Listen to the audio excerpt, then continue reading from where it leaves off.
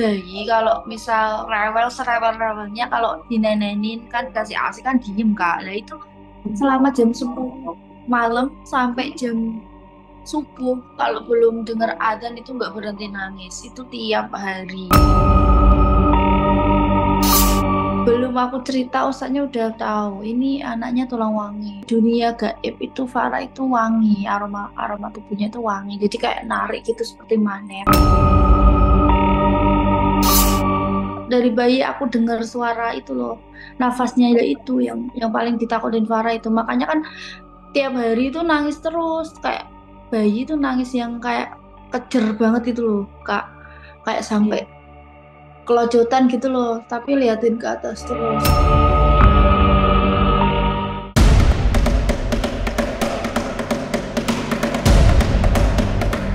Ini kisah tentang Farah, bocah 4 tahun dari Semarang yang setiap hari selalu berbicara dengan sosok-sosok tak terlihat. Salah satu yang paling sering karena dianggap sebagai teman adalah Kak Aispo. Kemampuan Farah berinteraksi dengan makhluk halus ternyata sudah terjadi sejak ia baru lahir. Tapi benarkah Farah termasuk bocah tulang wangi yang disukai makhluk halus? Lantas mengapa? Meski sudah ditutup oleh orang pintar, mata batin Farah masih tetap bisa menembus dimensi lain. Bagaimana sikap orang tua Farah jika kondisi itu terus terjadi hingga putrinya dewasa nanti? Jangan dulu berlalu, masih akan banyak keganjilan terjadi di sini. Dan jangan lupa subscribe, like, share, dan komen agar tak ada yang terasa ganjil di sekitar Anda.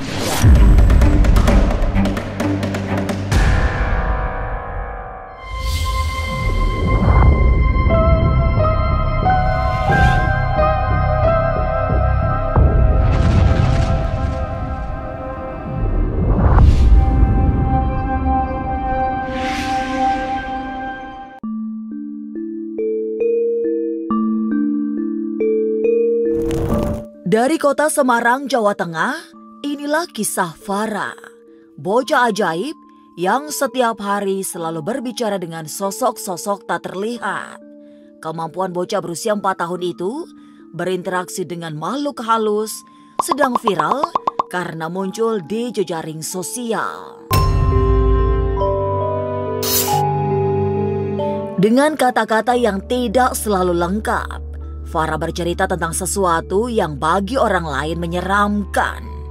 Mulai dari pocong wedon, nenek sihir, hingga Kak Aispo yang dianggap sahabat. Dari penuturan Fira, putrinya memang sudah memiliki kecenderungan aneh sejak dibawa pulang dari rumah sakit setelah lahir 4 tahun silam. Saat itu, setiap malam, Farah tak berhenti menangis sampai membuatnya kebingungan. Hantu pocong Mana? rasa wedon yang masuk Masuk kemana? masuk di warna putih.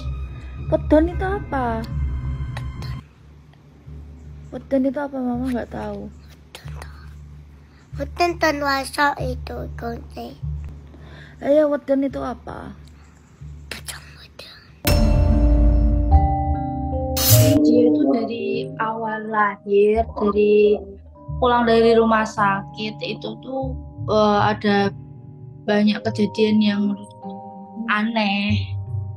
Kayak tiap jam 10 malam sampai subuh itu Farah tuh nangis terus nggak bisa diem, tapi itu nggak keluar air matanya, terus ngeliatin ke atas terus diikuti sama kejadian-kejadian yang menurutku aneh kan, kayak tiba-tiba AC mati sendiri, terus tiap jam 2 pagi itu jam 2 dini hari itu ada suara srek itu kayak orang nyapu gitu loh, terus ada suara nafas kayak berat banget nafasnya, kayak nafas nenek-nenek gitulah. Gitu. Itu datang tiap jam 2 pagi, jam 2 dini hari.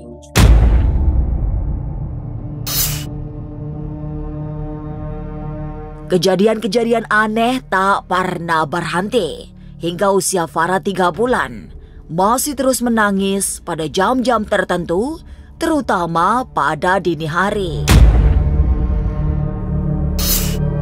Situasi yang semakin tidak bisa dipahami terjadi setelah Farah berusia 9 bulan. Sebab setiap jam 1 malam, tiba-tiba saja ia sudah berada di bawah shower kamar mandi. Tidak pernah bisa dipahami. Firan juga tak mengerti mengapa putrinya selalu sudah ada di kamar mandi setelah memasuki dini hari.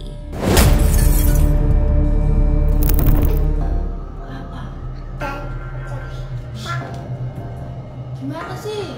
Itu di kamar mandi. Kamu mesti gitu kok. Di mana? Mana? Ini Sebelah mana sini? Sini. Mana? ini pocongnya. Mana? Mana? Ini. Aku kaget. Kaget, biarin suruh pergi sana gitu. Pergi. Sana pergi. Sana pergi.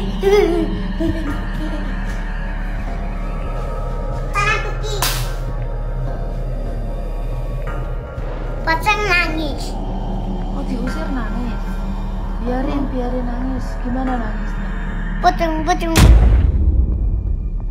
Sampai umur 2 bulan 3 bulanan. Kejadian yang aneh banget itu pas Farah usia sekitar 9 bulanan.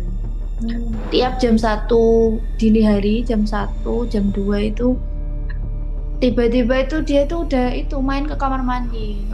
Tiba-tiba udah ada di kamar mandi, kan kamarku kan ada kamar mandi dalam. Itu kan dia kan posisinya kan belum bisa merangkak. Dulu tuh nggak ngerangkak tapi ngesot, belum bisa jalan. Itu tuh sering banget jam 1, jam 2 tiba-tiba itu udah di bawah shower kamar mandi. Sebagai ibu muda, Firan kebingungan karena putri kecilnya tak berhenti menangis setiap memasuki waktu dini hari. Kondisi seperti itu terus terjadi sampai akhirnya ia putuskan meminta bantuan seorang ustadz. Dari keterangan Pak Ustadz itulah diketahui bahwa Farah terpilih sebagai bayi dengan kategori tulang wangi. Anak-anak yang memiliki tulang wangi memang sangat mudah bersentuhan dengan hal-hal gaib. Sebab memang tubuhnya serasa magnet yang mengundang kehadiran banyak makhluk tak tampak. Itu langsung aku panggilin ustadz. Itu pas usia 2 minggu. Kan itu kan nggak wajar banget kan, misalnya kalau bayi kalau misal serewel-rewelnya kalau dinenenin kan kasih ASI kan diem Kak. Nah itu selama jam 10 malam sampai jam subuh kalau belum dengar adzan itu nggak berhenti nangis, itu tiap hari. Nah tak panggilin ustadz toh ke rumah, terus belum aku cerita ustadznya udah tahu ini anaknya tulang wangi. Jadi itu kayak magnet gitu loh. Di dunia gaib itu Farah itu wangi, aroma tubuhnya itu wangi, jadi kayak narik gitu seperti magnet. Walaupun sudah meminta bantuan orang pintar, namun peristiwa yang tak masuk logika terus terjadi. Dari hari ke hari kondisinya tidak berubah. Meski semakin besar, Farah mulai jarang menangis, tapi kehadiran sosok-sosok gaib tak pernah selesai. Firan juga sering merasa banyak hal aneh yang terjadi di sekitarnya. Meski tidak pernah ditampakkan, tapi suara-suara misterius sering terdengar bahkan sampai saat ini.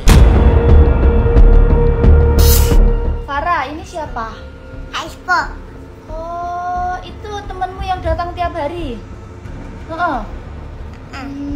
Namanya Aispo ya? Bener itu Aispo, kayak gitu wajahnya. Heeh. Tuh. Cantik ya? Selalu datang ke sini tiap hari ngajakin Farah main ya? Tuh. Heeh. Ngatain tumpahin mie. Gangguan gaib itu sampai sekarang Kak. Sampai sekarang. Kalau aku tuh nggak bisa lihat ya, cuma beberapa kali dilihatin sosoknya, tapi suara-suara terus aku dengernya suara kayak pas itu aku pernah masak empasi pas udah pindah ke rumahku yang ini. Masak empasi itu jam 3 pagi, jam 3 dini hari. Kan itu kan aku masaknya kan di slow cooker. Jadi kan biar nanti jam 7 pagi biar bisa langsung aku suapin ke Farah. Nah, itu posisinya tuh suamiku itu piket. Enggak di rumah, piket malam gitu, dinas malam. Nah, itu dari kamar kosong, kan ada kamarnya yang belum ditempatin, kamar kosong. Itu suara itu helm dibanting keras banget. Iya. Salah satu sosok tak terlihat paling sering muncul sekaligus membuat Farah menangis adalah nenek-nenek. Ia sudah ada sejak pertama Farah dibawa pulang dari rumah sakit. Kemudian tinggal sementara di rumah orang tua ayahnya. Dari teropong batin orang pintar, sosok nenek itu sesungguhnya tidak jahat, juga tak ingin membuat Farah menangis. Tapi memang oleh karena bentuknya yang konon menyeramkan, membuat seorang bayi ketakutan. Nenek, aduh aku agak merinding kalau di sini. Sosok nenek itu yang dari bayi dari bayi aku dengar suara itu loh. Nafasnya ya itu yang paling ditakutin Farah itu. Makanya kan tiap hari itu nangis terus, kayak bayi itu nangis yang kayak kejer banget itu loh Kak, kayak sampai kelojotan gitu loh, tapi liatin ke atas terus. Jadi itu kata ustadz yang tak panggil ke rumah itu sosoknya itu kayak ngeliling. Tahu ngeliling nggak? Istilah Jawa kayak ngeliling gitu, kayak nunjukin kayak tujuannya tuh katanya tuh menghibur gitu loh. Maksudnya saking gemesnya sama Farah, tiap jam 2 itu datang.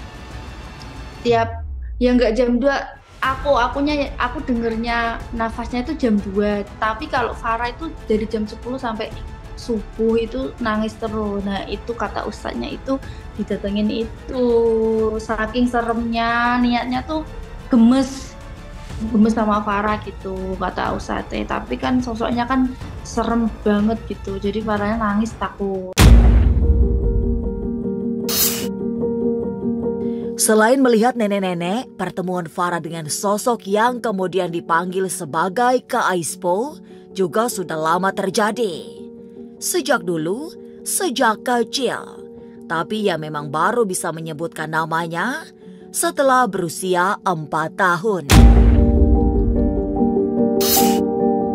Dengan gayanya yang polos, Farah menceritakan perkenalannya dengan Aispo.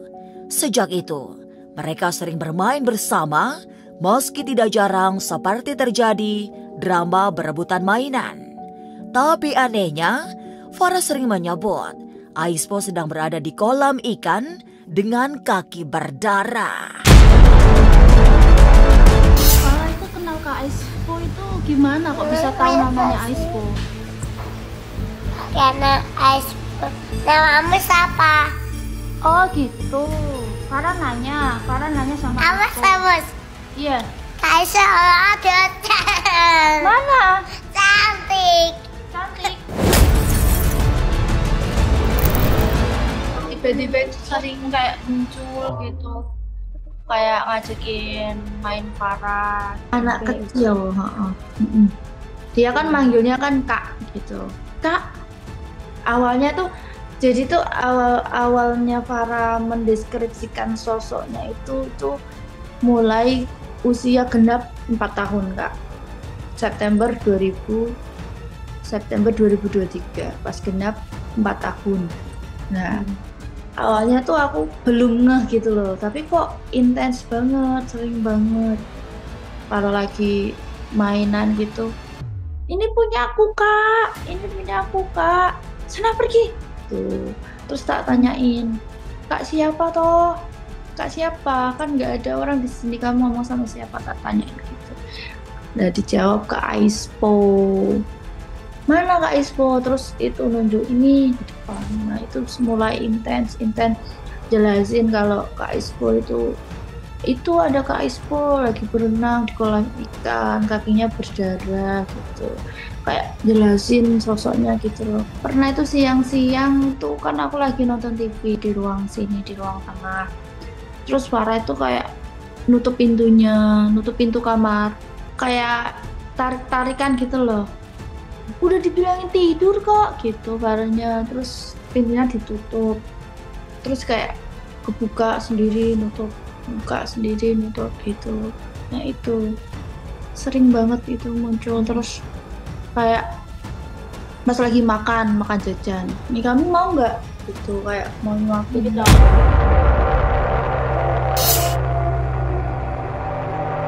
Hingga usia 4 tahun, Farah terus bersahabat dengan sosok yang dipanggilnya Kak Aispo. Ia seperti tak menyadari bahwa sosok itu tidak pernah ada di dunia nyata, karena memang dimensinya sudah berbeda. Jika dengan Aispo merasa bersahabat, lain lagi dengan perlakuan Farah pada wujud-wujud lain yang disebutnya hantu. Ia seperti memahami ada yang namanya nenek sihir atau pocong yang mampu diperagakan berjalan dengan loncat-loncat. Kak Aispo, Oh, Aispo kesini lagi. Mana orangnya? itu orang lagi satu-satu Farah mana-mana. Tutut. Ini. Mana? Aisponya mana Aispo? Tutut. Bonekanya di bawah. Farah tutut. Tutut ya apa? Di Aisponya di? Tutut dipegangin anak-anak. Mainan anak. Mana Aisponya mana? Tak suruh pergi. Farah pergi. Sapu lidinya mana? Oh iya. Oh, dia itu kalau sama Aispo itu temen, nggak lihatnya tuh temen. Tapi kalau yang lain itu dia udah paham kalau itu bukan manusia. Kayak misal nenek sihir, dia paham kan, nenek sihir kan paling dia takuti banget. Terus pocong dia udah tahu kalau itu setan, hantu, dia nyebutnya hantu. Nggak pernah nyebut setan sih, hantu. Lalu apa yang akan dilakukan orang tua Farah untuk mengatasi kondisi putrinya yang berbeda dengan anak-anak seusianya? Ya jalani aja sih. Soalnya udah coba ditutupin juga kebuka terus, udah 2 kali kan. Jadi kayaknya itu kayak biarin mengalir apa adanya aja gitu, kayak gitu sih. Soalnya tak semudah yang dibayangkan gitu loh. Nutup, ketutup, udah kelar gitu. Dipagerin, kepager, udah kelar gitu. Nggak semudah kayak gitu sih. Dicoba tutup 2 kali mata batinnya Farah. Cuma bertahan 2 hari. 2 hari itu aman kak. Terus hari ketiga itu, "Hei Kak Aispo," gitu lagi di jendela kamar. Jadi cuma bertahan 2 hari. Pas aku manggil Ustadz itu Ya, sama ya. Rumahku kan dipagari sama itu. Itu di apa? Kayak kelapa muda. Kayak ruatan gitu, terus itu dimasukin ke kelapanya itu, batok kelapanya tuh suruh buang ke sungai. Suamiku yang buang. Terus di sekeliling rumah itu disiramin pakai air yang udah didoain sama itu Pak Ustadznya, tapi jebol, pakunya jebol. Katanya yang datang itu malah makin banyak.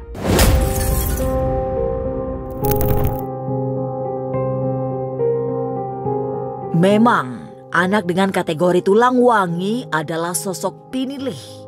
Ialah sang pinilih, orang yang terpilih untuk bersahabat dengan hal-hal yang tak terlihat. Sebuah karunia yang tidak sembarang orang memilikinya.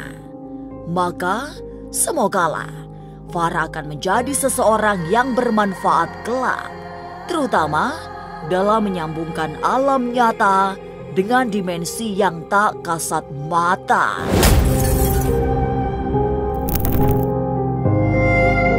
Sampai jumpa pada episode selanjutnya dengan kisah-kisah ganjil setiap hari Senin, Kamis, dan Jumat pukul 5 sore. Tapi sebelumnya, jangan lupa subscribe, like, share, dan komen agar tak ada yang terasa ganjil di sekitar Anda.